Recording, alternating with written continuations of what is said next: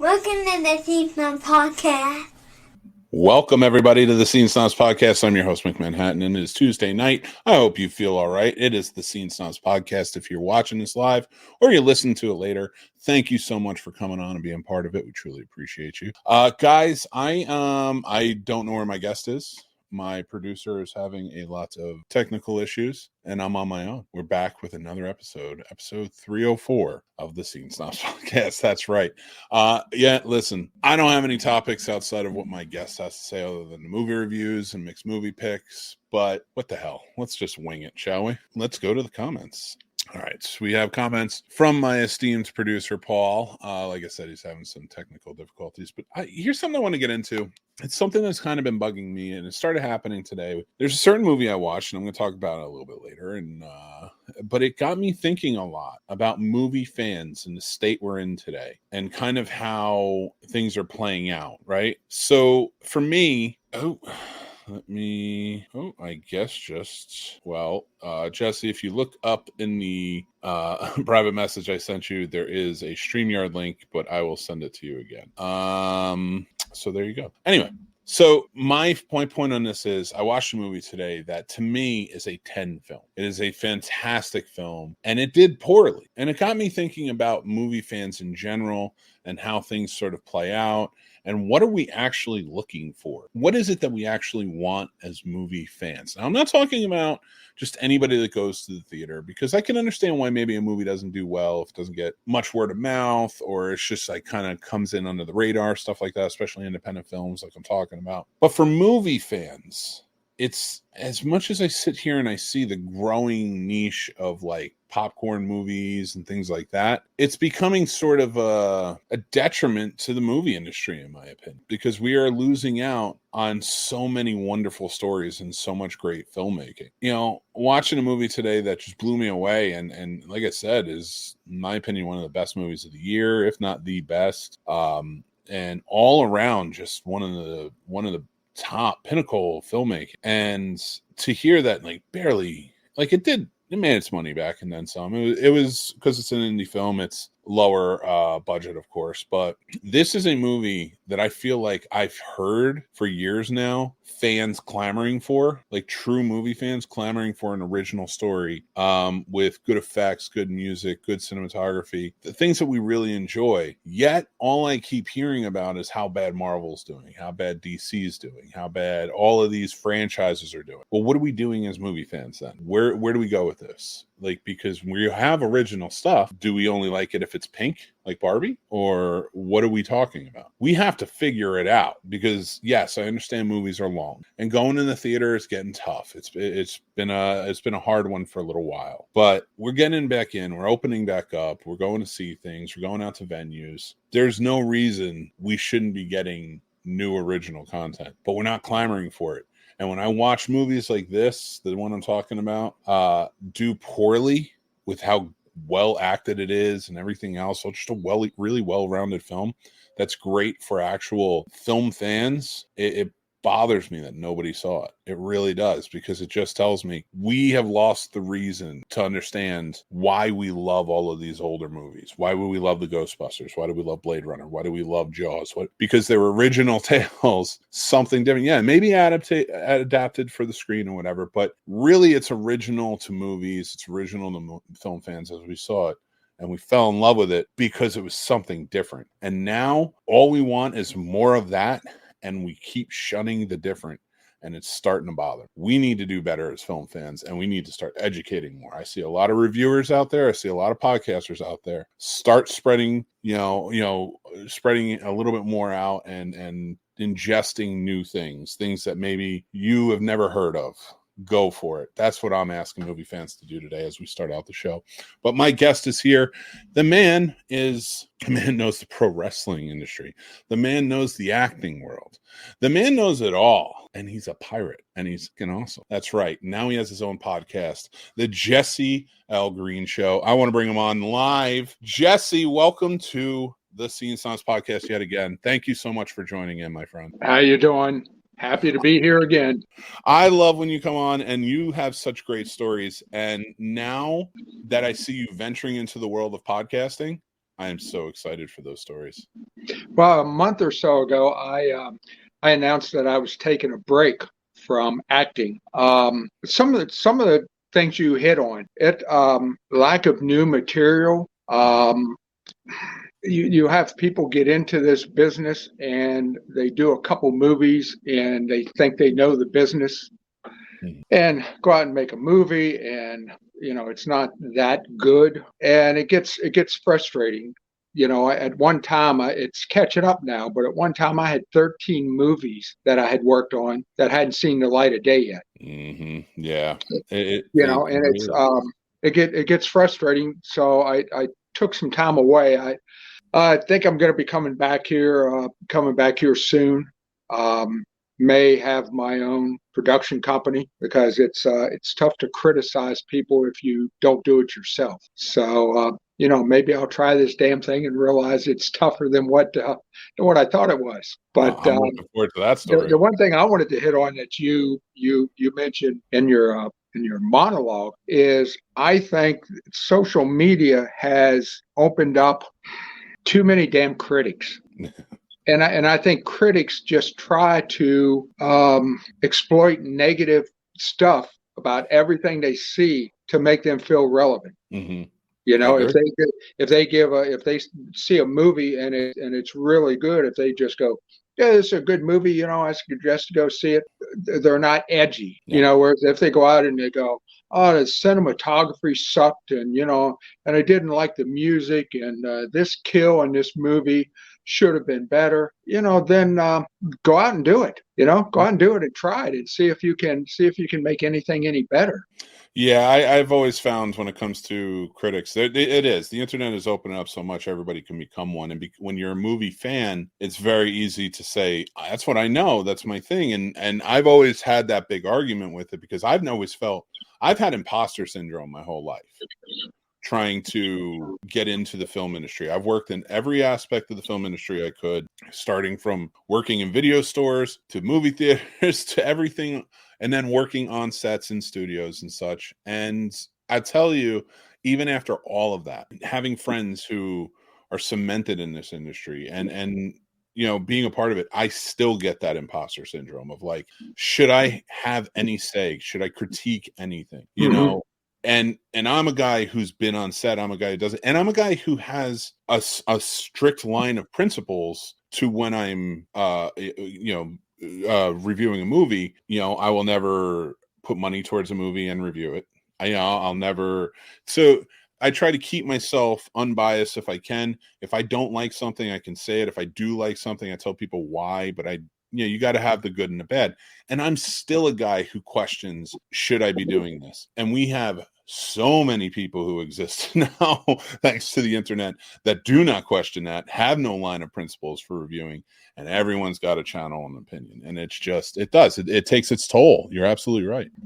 Yeah, it does. And, like I said, we in the independent, especially the independent horror movie business, there's not a lot of money to be made being an actor in that. I mean, we do it because we love making movies. And then, we go out there and put our time in, and then sometimes the films just go into nowhere land, and just never come out. And I got frustrated with that. I voiced my opinion to some of the people, that and broken promises and all, but that's all part of life. But I decided to just step away from it for a while. And like I said, I'd probably be coming back. I've worked as an extra in a couple movies, but they were all set up beforehand. And got some offers out there that probably going to take, because I freaking love the business. It's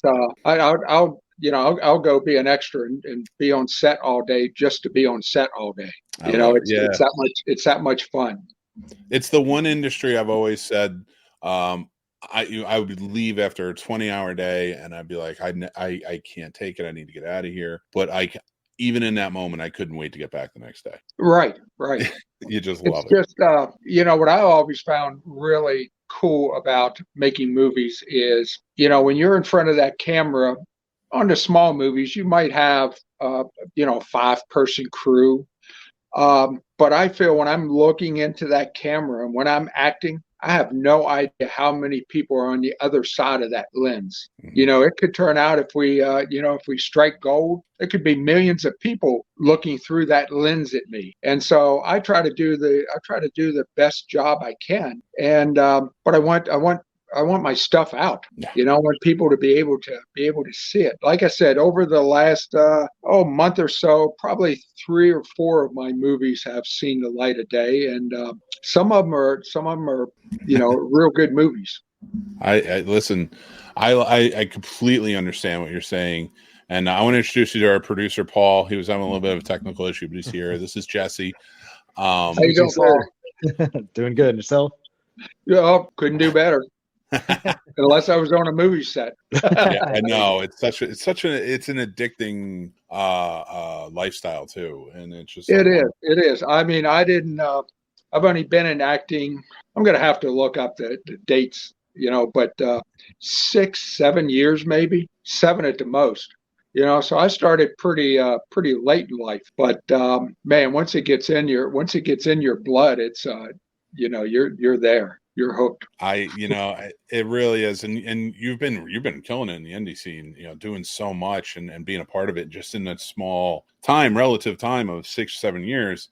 With coming into now and like kind of transitioning, you're doing podcasting now, and that may lead to a production company, like you said. What experiences from those past 7 years, and even your time in pro wrestling, is helping you shape what you're doing now, your next venture? Well, it's funny was the I never thought I'd be an actor.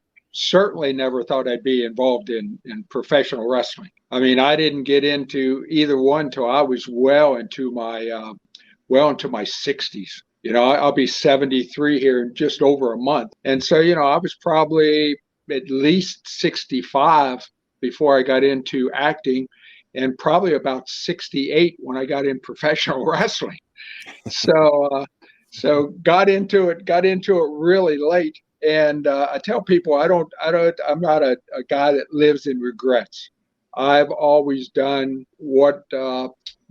lived a life that I've done what I wanted to do, mistakes and all, but don't look back on any of it with any regrets, because I feel you made those decisions you can't be 73 and look back on a decision you made when you were 40 and go, that was pretty freaking dumb, because you made that decision at that age with the information you had. And, we'll all agree, there's some decisions that we made over life that we knew were dumb when we made them, but I don't look back and go, man, I wish I'd have done this, or I wish I'd have done that.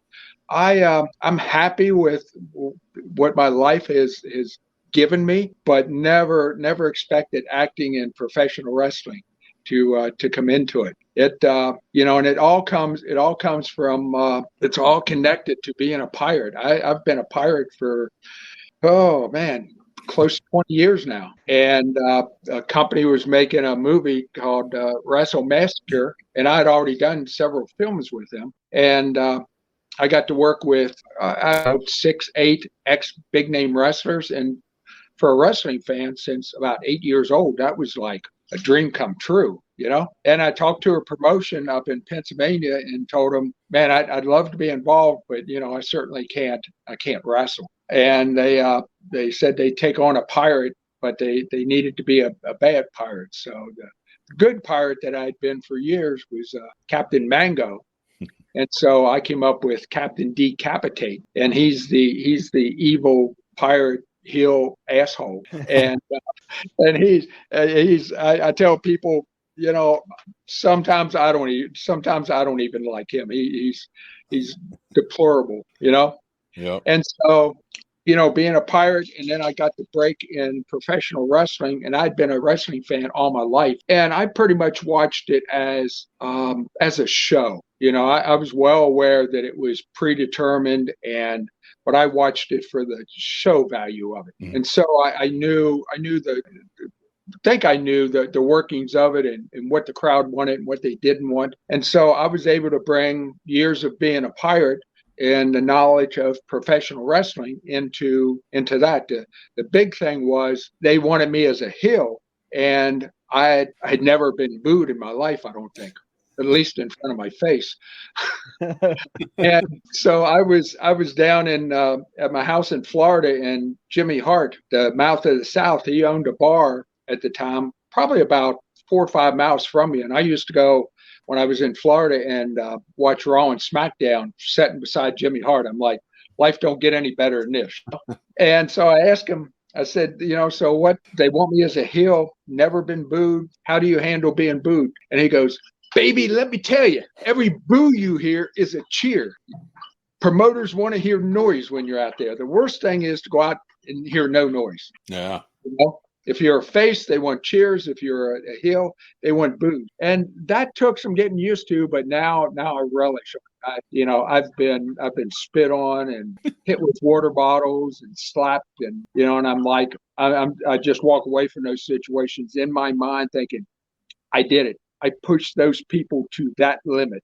Because our job is for 10 minutes, is about 10, 15 minutes is about all the time I get to perform in front of these people. And my job for that 10, 15 minutes is to suspend reality for them and make them forget that we're characters, make them think that we're really bad people. And wouldn't say I want to tell everybody to throw a water bottle at me, but when I get hit with that, it was like a feather in my cap. I'm like, yes, I pushed that person to that limit to be that pissed off at me.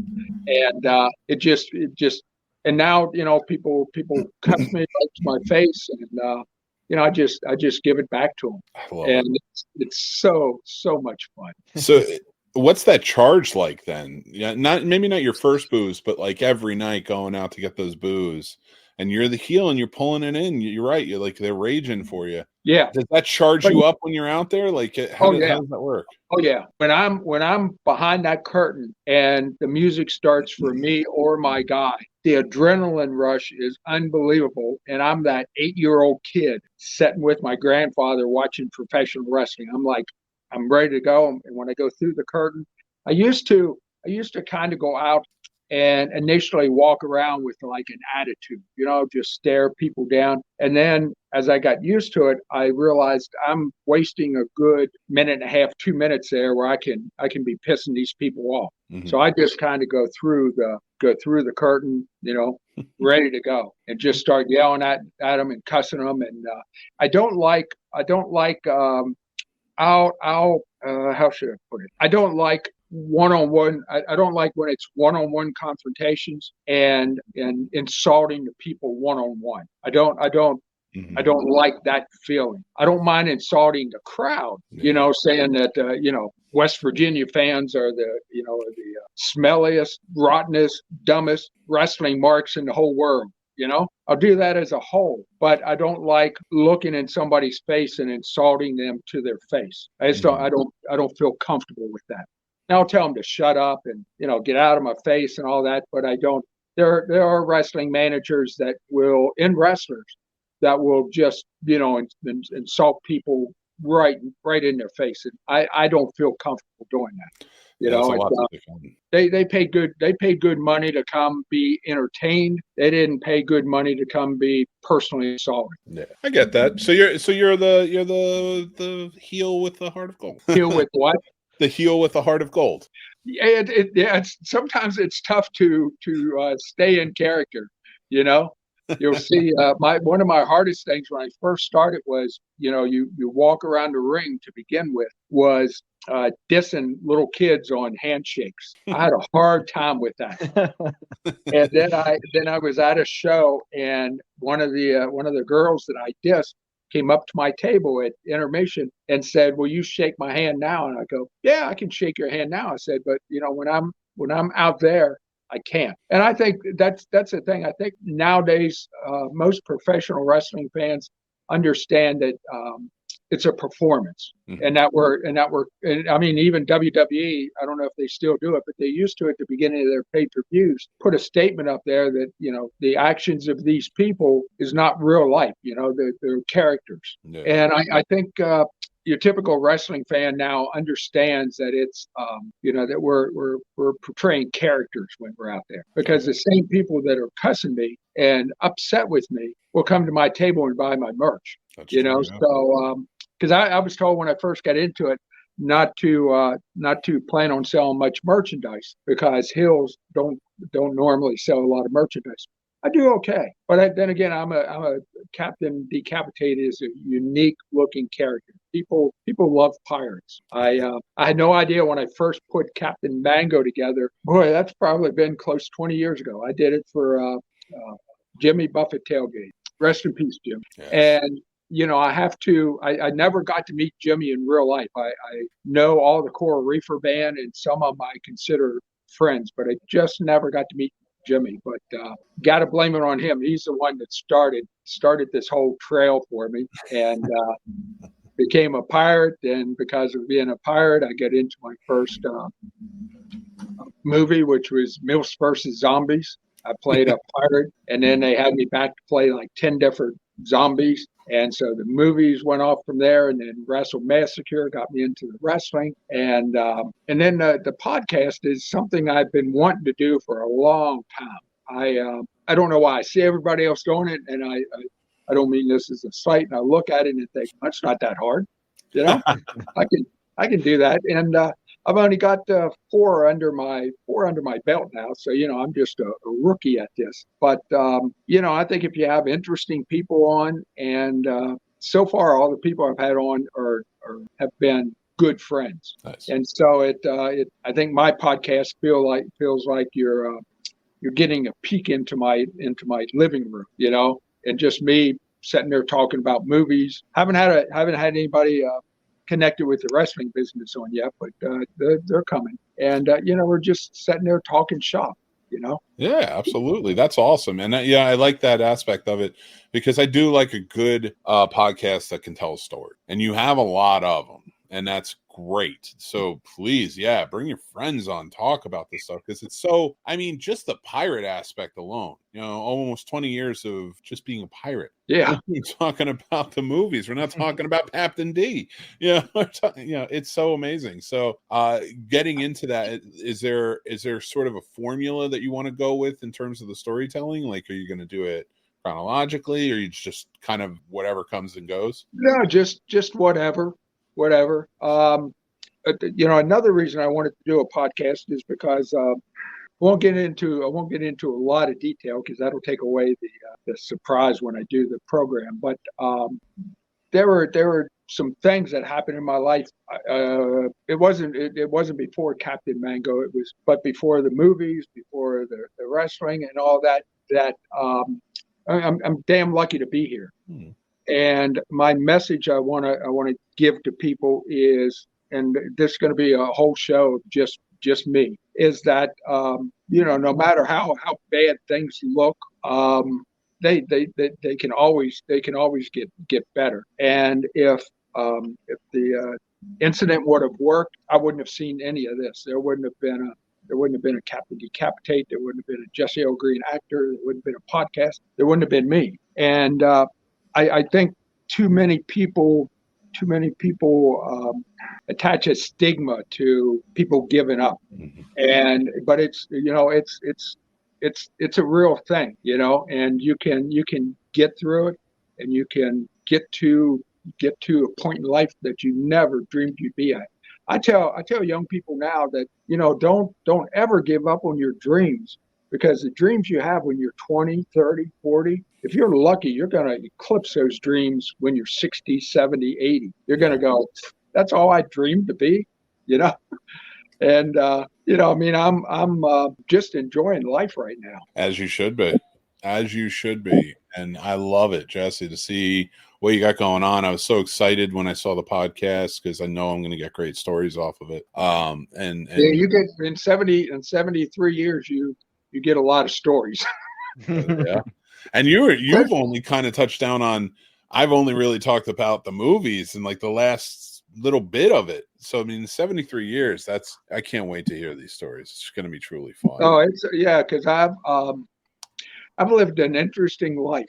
I don't know how many times in life I've reinvented myself. And luckily, just about every time I've reinvented myself, it's been I guess a better version, but maybe just a different version of me. And never thought never thought I'd live this long. You know, what I mean, I was back in the generation where when we were growing up, we were taught or told not to trust anybody over 30, you know.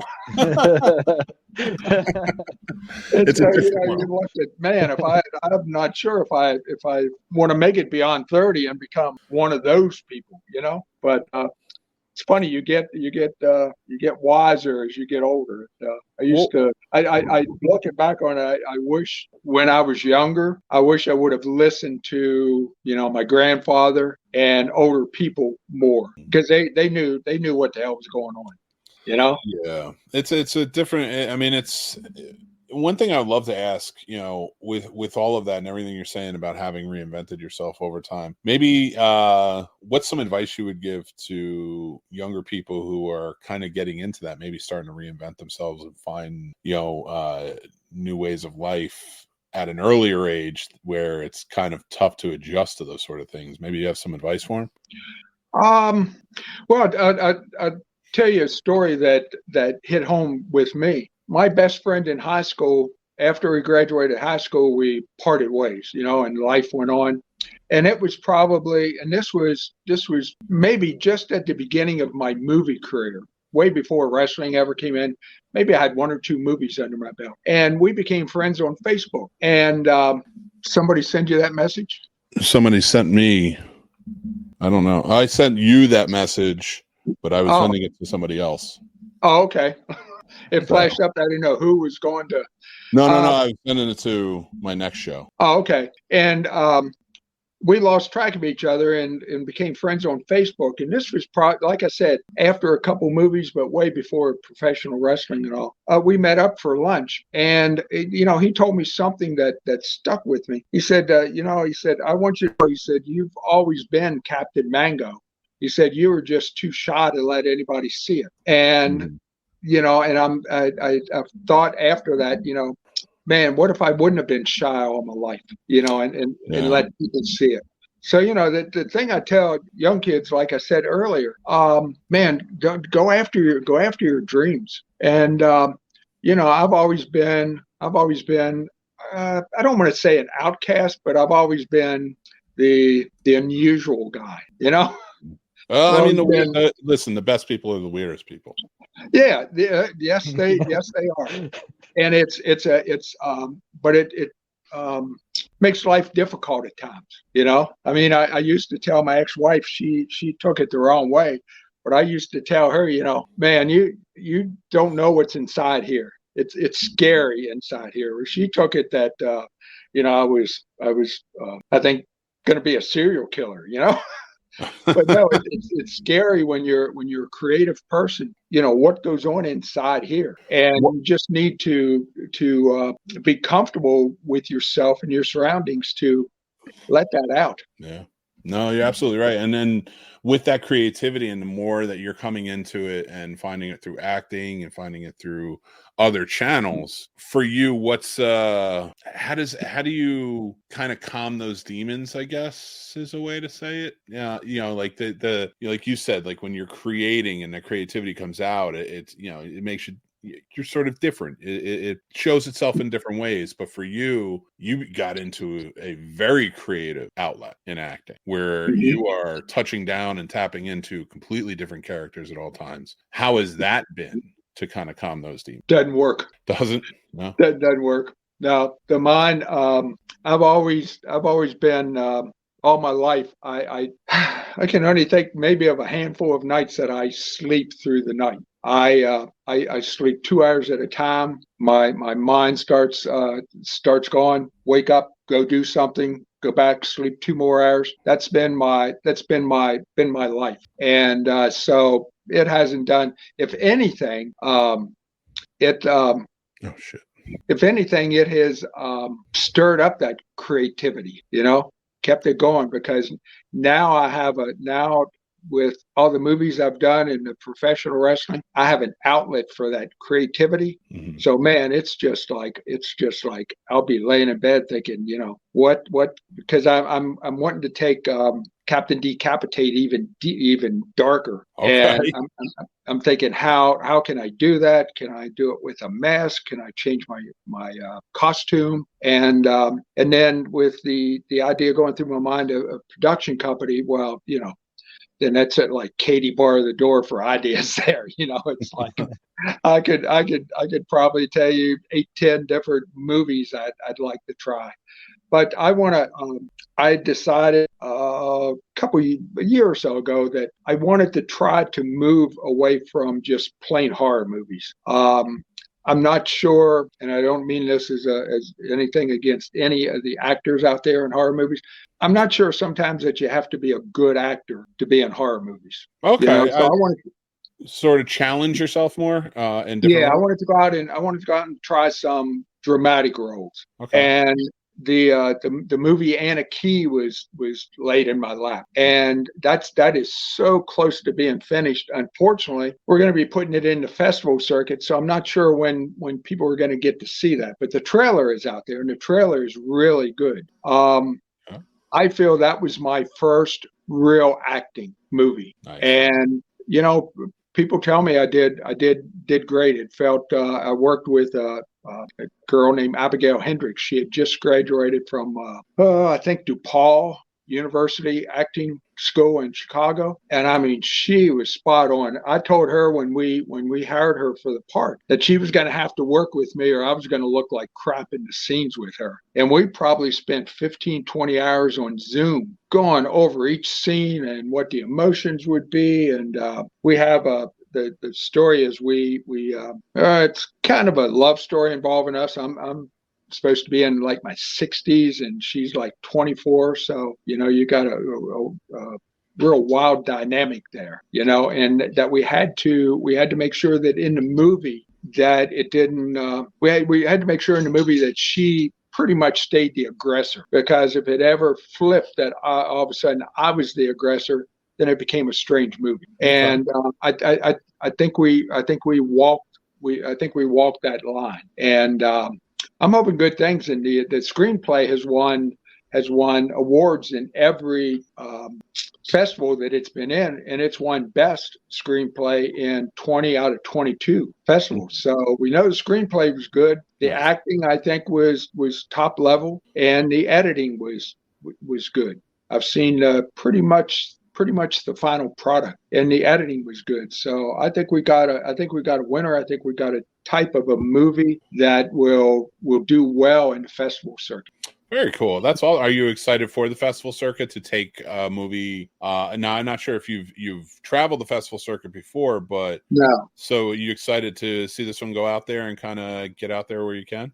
Yeah, because like I said, its screenplay has won, basically 20 out of 22 festivals it's been entered in. I just want one Best Actor award. That's all I want.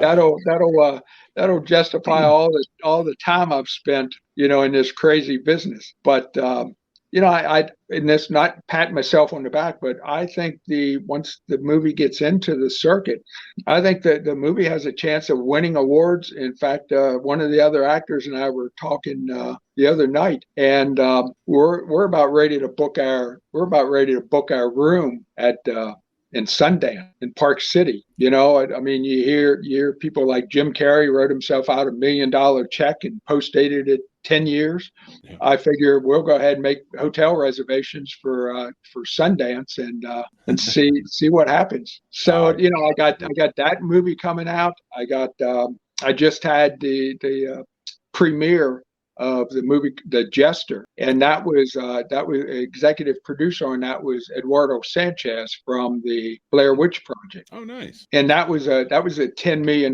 movie, and I had a small part in that, but I had a part in it, and it's exciting to see that on the things come up on social media. I just saw a couple weeks ago where it was premiering in the United Kingdom and Ireland, and I know it's been picked up in South Africa and all over the world. So, you know, I've gotten to work on, and then I worked on a movie called Talons of the Phoenix. That was a World War II movie that just had a soft premiere a week or so ago, and it's top level. So, and the Jester was a horror movie, but it was a high end horror movie. You know, it was still considered independent because it was only $10 million, and it was wasn't a major studio, so it's still an independent movie. But man, it's set the standards for independent horror movies now. That's awesome. Yeah, and we're kind of coming down time. I wanted to Okay. kind of wrap it up and just say, thank you so much for sharing so much with us. And where can everybody find the Jesse Green Show? And what Okay, days? it's on YouTube, and it's all one word: Jesse Green Live. There you go, and it's linked down below, so you can go check it out. But I want to say thank you, Jesse, for coming on, talking to us tonight. Thank you. Absolutely. I'm sorry if I talk too much, but no. I got to get this guy over to his next show. Okay, you know that's what you're going to get when you have me on. No, it was more based on him. He doesn't talk at all. So he doesn't talk at all. Okay. I was trying to. Well, I always enjoy being on your podcast. I watch your podcast, and I was thrilled that you asked me to be back on, because it had probably been maybe a year, something like that, maybe. Yeah, it's been about that, maybe a year or so. I think I was on here as Captain Decapitate. No, you came on as you, but you did. I came on as we shared a lot of pictures. Okay. And you guys can go check that episode out. There's a lot of great stories from there as well. Yeah, that had some good stories in it. So I appreciate you having me on, and I hope to be as successful with my podcast as what you are with this. Well, I have no doubt. I can't wait to hear your stories. I know you have the 4 episodes out now, so everybody go check it out. Check it out in the links below. Thank you guys so much. Thank you, Jesse, for coming on. Jesse O'Green Show. Go check it out. Thanks, Jesse. You have a good night, all right? Okay. We'll talk to you later. Bye. Paulie, Mr. Talkative himself. How you doing? My fault. I'm good. I just got flustered with that whole mic camera thing, man. I'm not gonna lie, it just threw me. So you got me in trouble with Jesse. I'm sorry. I went to go and texting Sturdy that you were a talker tonight, and I sent it to Jesse, and I'm like, oh boy. So I was like, you're late and you're not talking, so no, messing with you. Got to be more of a talker on Sturdy's show next. So I will. I do want to point that out, guys. Paul is going to be on Horror So Sturdy tonight and Thursday, so go check out both episodes of that. Before I get to my reviews, I figured I'd pull you in, talk to you, see how you're doing, bud. I'm doing good. Holding up okay, just staying busy with work, the usual. Really been busting out that screenplay pretty hard, though. Nice, man. You getting into it? You're writing? Yeah, I'm really trying. I'm trying to do at least a page a day now, just to get it going. Just to make a realistic goal, because a page a day is unattainable, but at least it's a goal. Your goal is just to write at this point. So a page a day is an admirable goal. I think that's awesome. Right now, your job is just to write. So if you can't make a page, don't allow it to affect the next day. Right. Don't be like, well, now, okay, I've written half a page, so I have to write a page and a half. No, just write a page tomorrow. Right. Go that route and then figure it out from there. And if there'll be days you write more and days you write less. Absolutely. You write a fucking word and you'll be like, yeah, that's right.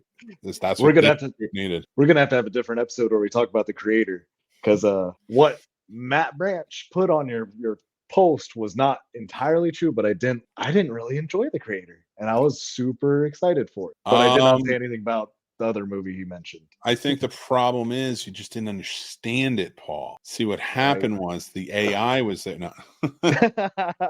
I will get. Yeah, We're gonna have to have a show where you come on and we talk about that, because I don't know how that's not up for Best Picture. Well, I thought you were saying it was Best Picture of the Year for you. I think it is the Best Picture. I think it's mountains ahead of anything else, and they did it on $80 million. Yeah, and I do appreciate how they filmed it. Like that was my big thing, was seeing how they filmed it on a practical. Not practical. One that's attainable to anybody. Yep. So I did respect the cinematography and the shots of the scenes, but dude, you have the cinematography was astounding. I'm gonna put you in a green room, or if you need to go for Sturdy, go ahead. I'm gonna start my reviews. I love you, buddy. I appreciate you being on. Do you want to come on next week for Christmas guide? Yeah, absolutely. Episode? Sweet. Yes, sir. I'll make sure to talk more that time. Yeah, don't get me in trouble with whoever our guest is next week. So sorry. No, you're fine. You're welcome. That was my fault. I should have paid attention. I was like trying to message Sturdy about you. Oh boy. Messing with you. Anyway, guys, I'm going to say goodnight to Paul. Then we're going to do our Scene Snobs reviews. That's right. We've got 2 movies to review for you today. And the first one is going to be Old Dads. Now, ladies and gentlemen, I don't know if you know this or not, but Old Dad, I almost called him Old Dude. Old Dads is a movie that came out roughly a month ago, maybe. Yeah, it came out about a month ago. It was directed by Bill Burr, starring Bill Burr. Bokeem Woodbine's in it. There's a ton of people in this movie, and it's about an older generation of dads, guys who were, you probably call them Gen Xers at this point. I think that's kind of how everybody's dividing. They're definitely not millennials, and they have an old school way of thinking, but now they're dads to younger kids living in a world where we're raising our kids differently, and their attitude towards life is jaded a bit by that, because they don't want to succumb to all of those things, but they're finding that in today's world, it's the way it works. This is a movie that is right in Bill Burr's wheelhouse in terms of if it was written by someone else. Now, I don't know who wrote this one or if he had a say in the writing of it. I will say that as a director of it, I think he did fine. It's a good movie. It's a little long. Bobby Cavanaugh's character is a little weird. You know, he's kind of all over the place at times. So I guess he was the writer, and Ben Tischler wrote it with him. It's one of those movies that, yeah, I can definitely see Bill Burr has written this. It's his first movie I think he's written, if I'm, you know, or at least his first feature that I know of that he kind of went in and wrote. But I'm not, you know, and then he went out and directed it as well. So there's a lot to it. He's a great comedy writer. There's a lot of funny jokes in it. There's some fun acting, fun story to it and things like that. But it runs too long. The jokes can wear a little bit thin. It takes you on, like, it's called Old Dads, but we're not always dealing with the dad part of life. And I think that detracting from that and going to, you know, when they have to try and save their business and all this other stuff comes up and it's just kind of gets a little crazy. It took away from that. I wanted more, like, the same tone that they were going with this, but more closely attached to something like Parent Trap or something like that, where it is more about the parenting, because it seems that's what we're focusing on, not these guys who are tired and scared of getting old. I'm sorry, but in your 50s, you're long past your time to be scared of, you know, being a dad or dealing with, like, things in that life, in that realm. So that's just my feelings on it. It was an okay movie, very middle of the road. My rating for this is 2.5 out of 5 stars. Like I said, middle of the road. I think you can get some good laughs out of it. It's a bit long. It is definitely a first-time director stepping in Bill Burr, but I would like to see more from him. I think he can really polish it and become really good, because he's a good writer, and he wrote a lot for F's Family and things like that. So he can tell jokes and he can do it in a good set time. I just feel like because this is his first project he was directing, he probably put a lot more into it than he should have. There should have been a little more on the trimming of the floor. But next up, as you heard Paul talk about earlier on the podcast, or if you're watching this as a clip, The Creator. This movie, I sat down, I've been wanting to watch it. I didn't have a chance to watch it in theaters, and I'm kicking myself for that fact. I got to watch on a really nice TV with a nice sound system, and it was phenomenal. Every aspect of this movie. It is a very simple story. An ex-soldier who was tied to this rebellion of humans against AI was, lost everything in one fateful night, and now he's just, years later, he's just kind of picking up the pieces, doing his thing.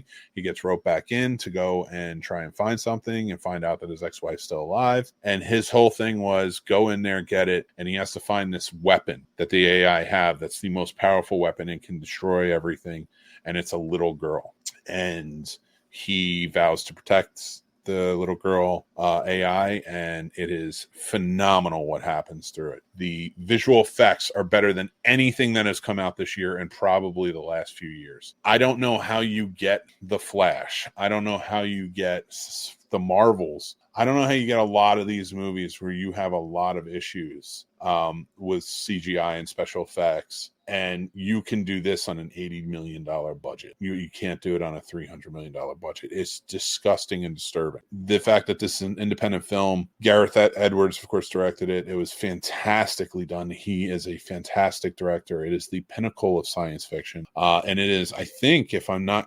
mistaken, my first 5 out of 5 film. 5 out of 5 mics. I absolutely love this film. The story is good. It kept me involved the whole time. It's an original tale that's just something different, and I really enjoyed the acting in it. Like I said, the visual effects, cinematography were great. The direction stands out. The just the landscapes that they created in this world is just brilliant, breathtaking. I loved every absolute minute of The Creator. If you haven't seen it, go check out The Creator. It's a 5 out of 5, best picture of the year for me so far. But yeah, that's where I'm at. And it's only 2 hours and 15 minutes. For a lot of these movies that we're getting to like 3 hours or so, it's 2 hours and 15 minutes that didn't feel like 2 hours and 15. I really enjoyed it. That's my reviews, the Scene Snob reviews this week. I did Old Dads and I did The Creator. Let me know what you guys think in the comments, or head over to our Discord, head over to our Facebook page, or Snob Nation Facebook page. Join up there, check it out. Let us know what you think. But let's get into it. I always do a mixed movie pick at the end of every episode. That says 2009. It's actually, today's episode is from 1958. That is a great year. And I went with the movie Thunder Road. That is right. Thunder Road is actually based on a true story. It's about a moonshiner. Luke, who is played by Robert Mitchum in it. It's the family business, the moonshine running. He is great at it. And the pressure is starting to mount because gangsters are starting to pressure moonshiners to make more money, make more runs in dangerous world. And the federal government is trying to shut it down at all costs. So he feels the pressure from both sides, and he doesn't know if his life is going to hang in the balance with this risky lifestyle. It is a fantastic film from 1958. If you haven't checked it out, you definitely should. It has one of the greatest endings for a hero character, or should I just say protagonist character, that I feel like really stands out and makes this movie even more memorable. So if you haven't seen it, I'd love for you guys to check it out. Guys, I'm going to announce something real quick. December 22nd. Sturdy and I are teaming up again. We're going to do another Casters for a Cause charity script read. We're going to do National Lampoon's Christmas Vacation this time. We're very excited to do it. It's for All for Lunch again. They're helping to try and eradicate school lunch debt for kids. We cannot wait for you to be a part of it. I figured I'd soft announce it here, but if you guys are interested, go check that out. We'll let you know in coming episodes and on the channel and social media where you can donate, what you can do, the whole 9 yards. Guys, thank you again so much for joining in tonight. I'm Mick Manhattan from the Scene Snobs. If you like the shirt, or you want to check out other fun TV and movie themed shirts and stuff like that, we got stuff for Star Trek, which has a new episode out.